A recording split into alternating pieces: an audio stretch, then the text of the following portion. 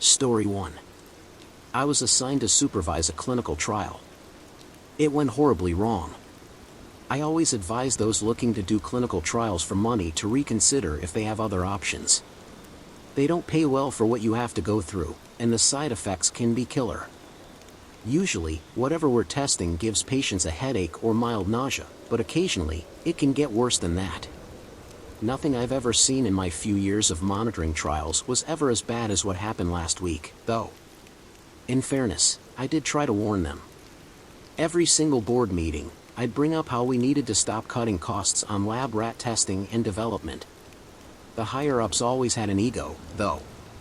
They would always tell me that our scientists knew what they were doing, and I've only been here 3 years, and the other supervisors have been here 10+ years, and none of them complain. It was beyond frustrating, and I knew it would eventually blow up in our faces.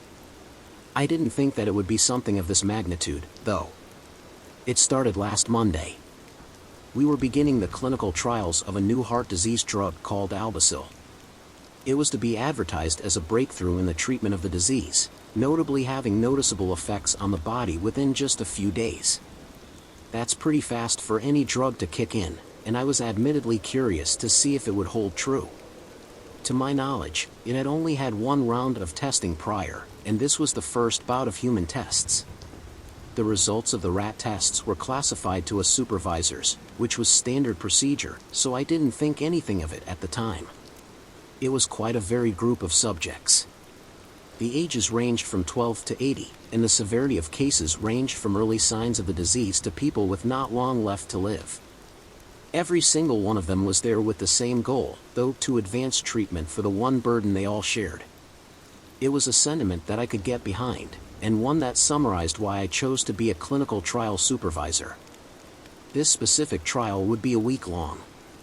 We would provide patients with rooms to stay in and 3 meals a day. The other 2 supervisors would take the 8 a.m. to 4 p.m. and 4 p.m. to 12 a.m. shifts respectively, and I would have the overnight shift. I didn't want to work nights, but it was my turn to, and everyone else suffered through it before me, so fair is fair. The drug was expected to kick in on the 3rd day, meaning that we had to monitor the patient's improvement throughout the week. It sounds simpler than it is, and that's because I haven't taken patient behavior into account. In any given clinical trial at our company, patients sign a contract, stating that they can't leave until the testing period is over, with clauses for medical evacuation and such. This isn't legal in the slightest, but it's how the higher-ups say we should do it, and they hire plenty of security to make damn sure that it gets done. People don't like feeling entrapped, though, and patients often pick fights and get physical if they're told they can't leave. It's the toughest part of any trial, and for a drug that was apparently this monumental, we were expecting even worse behavior, especially if it proved to be a failure. The first night went pretty smoothly. I was treated with respect by most of the patients, and those that needed me for something never got snippy. As expected, we didn't see any negative signs, nor any change to the patient's vitals and conditions in general. The same went for the second day, although one odd thing did happen around 4 a.m. My call button went off, directing me to one of the rooms on the 2nd floor. The patient staying in that room was an older lady, mid-60s, with a more severe case of heart disease. She was a sweetheart, though, and I was immediately concerned that something had happened, so I made my way upstairs. Upon entering her room, nothing looked out of the ordinary. Her bedside lamp was on, and she was sitting upright in the bed, looking at me. I walked to her side of the bed, and knelt down to be at eye level with her. "Miss Margaret, what's going on? Are you okay? Where are my fingers?" I was confused, to say the least. I looked down at her hands, and she seemed to have the usual amount of digits. I couldn't say that I'd seen this before, so I thought the best course of action would be to reassure her that she was okay. That's always a good place to start. "Miss Margaret, your fingers are right here. I can't see them. Can you make them come back?" I lifted her bony hand and counted her red-tipped fingers in front of her. She looked at me with wide eyes, and smiled. "Oh. There they are.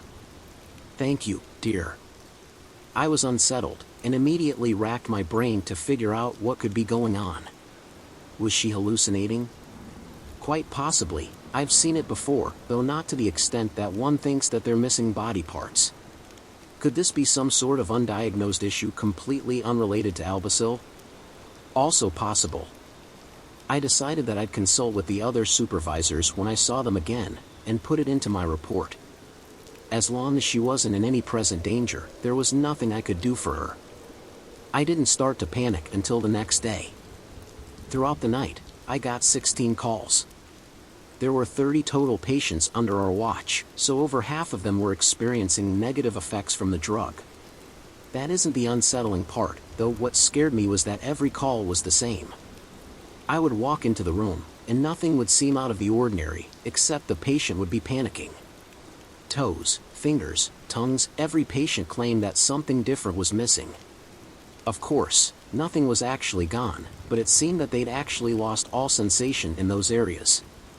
After the first 4 calls, I contacted the emergency doctor on duty, who was staying in a room in another wing of the facility. He was irritated that I was calling so early into my shift, but I frankly wasn't having it, and told him to zip it and come downstairs. Together, we examined all the patients, and came to the consensus that we would have to call an emergency meeting the next day. The doctor insisted that I should take the next night off and get some rest after what I'd been dealing with, and he would advocate for the immediate end of the trial. I shouldn't have agreed. I received a call after the meeting, informing me that the trials would continue as they found no evidence that any of the patients were in any danger. At this point, I was just about done with not being listened to, and spoke up. "I can't do this anymore, Jim. These people are clearly in danger. They think they're losing limbs, and you don't see the danger in that? It's all in their heads. We're on the verge of releasing a breakthrough drug here. If these are the side effects, we can't do it. It goes against everything we're trying to do. We can't replace you on such short notice.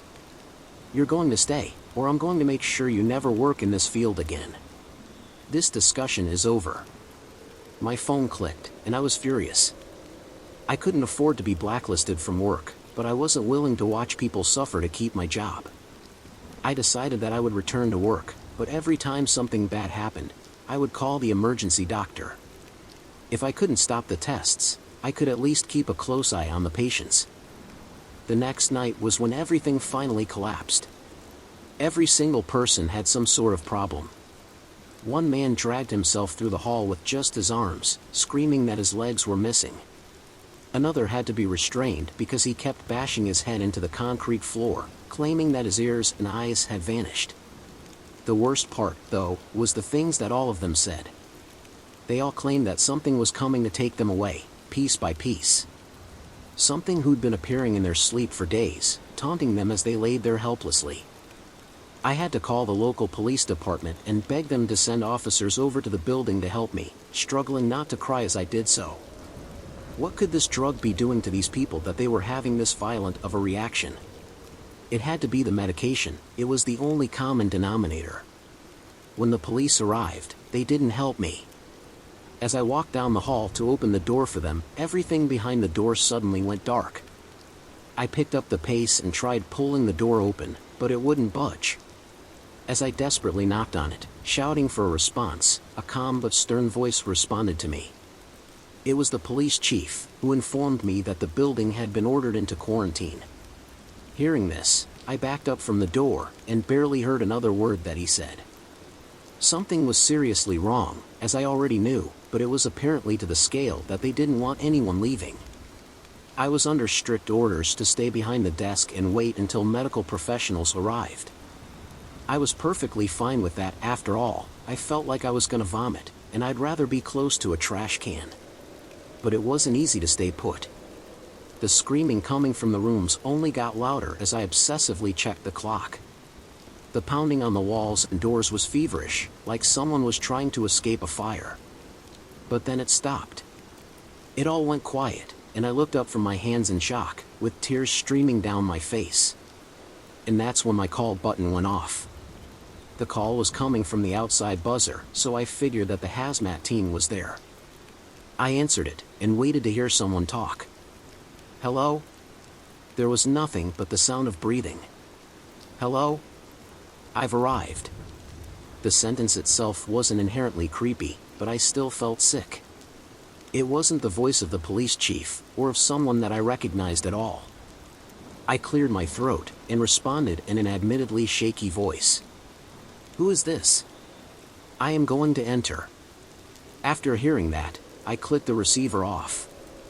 As I weakly stood back up from the desk, I thought about what the voice had said. As I pondered, I saw the outside door creak open in my peripheral vision. The sound of flesh slapping against the floor echoed through the hall as all other noise faded from my mind. It wasn't a man in a hazmat suit. Nor a cop, nor a doctor, nor anything I've ever seen before. Slowly crawling towards me was something so utterly vile that being blind would have been preferable to seeing it. It traveled on four of what can most closely be described as legs, that hung loose with gangrenous skin and trembled every time they hit the floor. Its head dragged along the floor, as if its neck was snapped long ago, and had healed in that position. Its piercing eyes stared at me, one a soothing blue and the other a striking brown. Its figure looked like body parts that had been hastily stitched together in hopes that they'd resemble something living. As it drew breath, it grumbled, in an almost human-like way. I struggled to process what was happening, and slowly took a step backwards, towards the front desk. I sat there, and stared at it as it moved towards me. The building was sealed, and there was no way out. But before it could reach me, it stopped, and spoke in the same voice I'd heard over the intercom. You are afraid. Yes, fear not. I am not here for you. I pressed my back against the desk, looking at the creature through my knees. I opened my mouth to scream, but nothing came out. It raised a red-tipped finger, and pointed at me. We will meet again. Yes. I know it. For you, there are still many things to see. I closed my eyes as tears welled up in them. I could tell the lights turned off, whether solely above me or in the facility as a whole, as the hushed humming suddenly stopped. I opened my eyes, and prepared to be faced with horror. They found me passed out on the floor inside of the office. My condition wasn't the horrifying part, unfortunately. In each of the patients' rooms, all that remained was a corpse. One body was missing his legs. Another lacked eyes and a tongue. Miss Margaret was missing her fingers. I've been locked in my cell for days now. They're saying that I did it. They say that I killed them all, and there was no monster. But worst of all is that fact that the company is testifying against me. Saying that I went crazy while working, and snapped under the pressure. They said that it had to be me because there's no way any of the patients in the placebo group would be hallucinating. Story 2. My ex tried to kill me. I was almost killed by my ex-boyfriend. I'm about 30 now. I will be changing the names as to protect myself. I'll start with a quick backstory. At the time of the attack, I was 19, almost 20. My ex Gavin was 27, we had a big chow chow and a cat, the dog being his and the cat mine. We lived in a 3-bedroom house, the layout being you walk into the right is the living room, in front of you the dining room, and off to the left a kitchen, open concept living and dining room, closed kitchen. Down a longish hallway we had the bathroom to the right, and the main bedroom at the end of the hall on the right. Then 2 other bedrooms on the 2 other walls. A few months before we had allowed a friend to stay with us, Lacey, and it didn't end well as she was just taking advantage of us.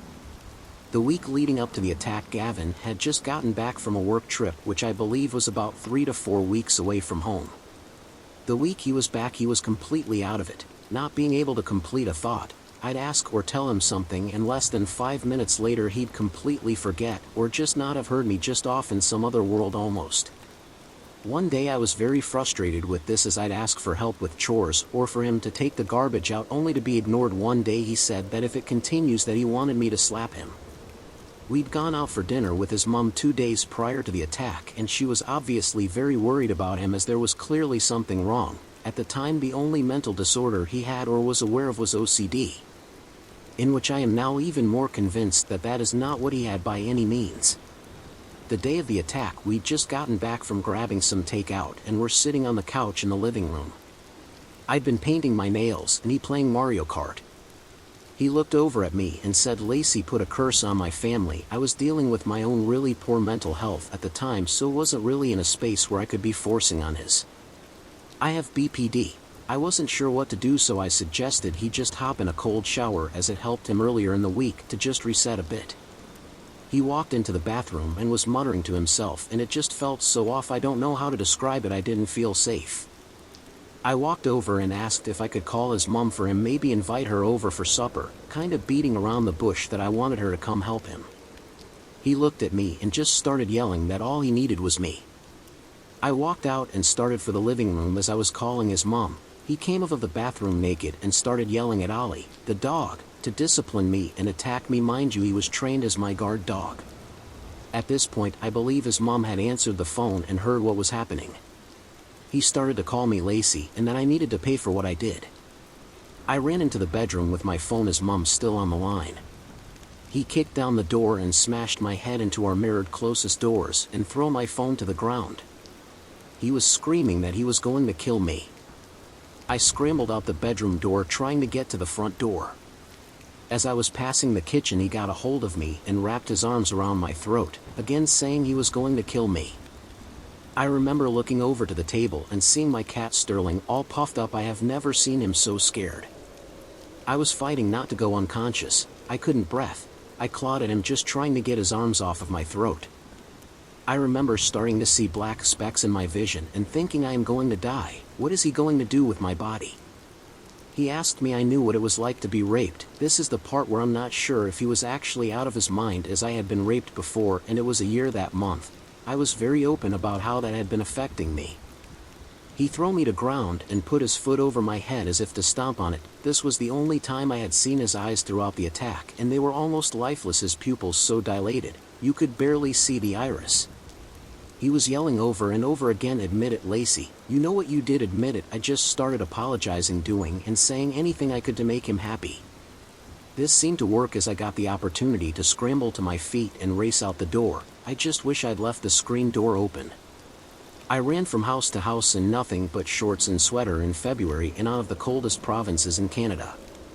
I'd gotten to maybe 2 to 3 houses before I heard Ollie screaming. It's a sound I can never get out of my head. I just dropped to the ground screaming and crying, "Gavin, leave him alone." I knew he'd killed the dog. At this point, a bunch of the neighbors had heard me and came running to help. An older couple called the police and brought me into their home, not knowing if they were putting their own lives at risk. My parents were living in a completely different province. Someone gave me their phone to call my mom. She was out for supper with some friends, and I just told her Gavin killed the dog and tried to kill me. The police finally showed up after what seemed like hours. 5 to 6 cars, firearms out. They used the megaphone to tell him to come out with his hands up. He walked out naked and covered in blood. Once they had gotten him into the car, a police officer came to talk to me, while the others searched the house. Shortly after, an officer came up and asked how many dogs we had.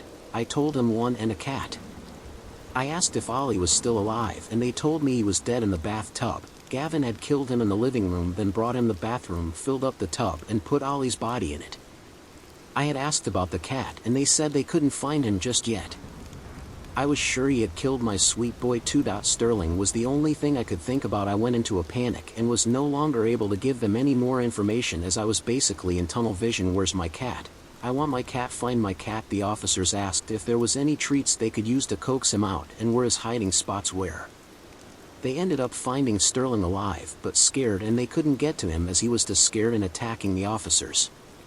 They had blocked off the worst of the scenes, so they had me go in to get Sterling. As much as they did block off, there was still so much blood, and the smell of blood and feces is overpowering. Sterling was in the bedroom on the bed just crying. I scooped him up and asked the officers to find my vape. As I was walking out of the house, Gavin's mom had just gotten out of her car. She asked me where Ollie was, and all I could say was Gavin killed him. She dropped to the ground and started bawling. I just walked past her and put Sterling in her car and sat in the front, so not sure what to do, as I didn't want to go with her. In that moment, I hated her for what her son did to me and Ollie. To this day, I regret how I acted towards her. I had no right to be so cruel to someone who was also now suffering. My mom had gotten a hold of my aunt that lived a few towns over. So once I was done with the officers, I was to go with her. Once the police were done doing whatever it was they were doing in the house, I had to go back in to get clothes and such. They forgot to close the bathroom door. Luckily, I wasn't the one who walked by fist, it was Gavin's mom. The sound she made was horrible. Eventually my aunt came and I went with her. The next day I had to go back to the house to get my thing. The Pollock had gotten someone to take care of the body, but not the mess of blood and bodily fluids and pee and poop. Half of the stuff I didn't know what it was. His mom's sister and I had to clean the house. Blood everywhere, a lot of broken furniture. Nader, his mom, was kind enough to clean all my bathroom things and throw through anything out that couldn't be saved. Unfortunately I had African black soap. That night I weighted myself with it, and when I looked down I was washing myself with a bar of soap caked in Ollie's blood.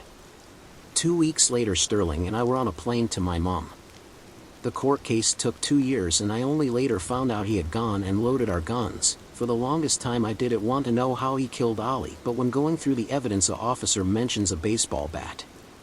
Not knowing, I didn't want to know what happens. He only got 10 months house arrest. To this day, 2 years later, he still tried to contact me, blaming him for not getting him help.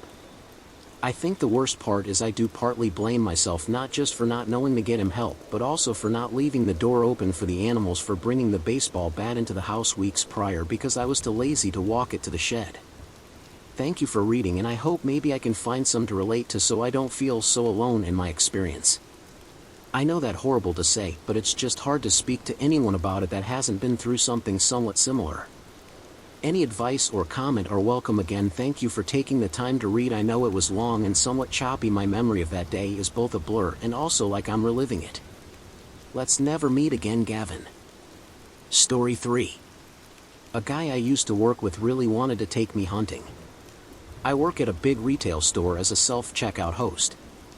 Most of my days are spent walking laps and listening to customers saying things like, "I don't work here," or "Why aren't you on the register?" I understood their frustrations. Usually there would be 2 or 3 of us at the self-check and maybe 2 manned registers open. We got a new guy in, we'll call him Terry. Terry always wore a mask as it was 2021 and COVID was still COVIDing. I was training him, telling him to stock candy in bags. He would ask questions anyone would ask. If I'm in school, if I have a girlfriend. I lived in a small city/big town that had a good college. Students from all over the country would come and usually wound up with the prisons or retail. I usually asked the same questions. I told him no on both accounts. He then asked if I ever went hunting.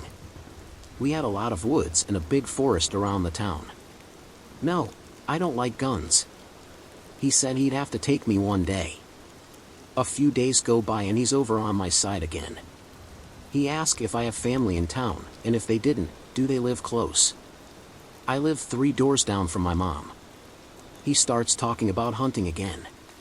How he was out with his buddies and started using pack tactics, where they would box in the prey and finish off. Weird for deer, seeing as they flee at the first thought of a noise. He's off for a few days because new hires have problems getting hours for the first 3 weeks. I talked to one of my coworkers, and they tell me he asks a lot about me. The next time I see him, his questions are very telling. How tall would you say you bear? How much do you weigh? How well do you know the woods past so-and-so street?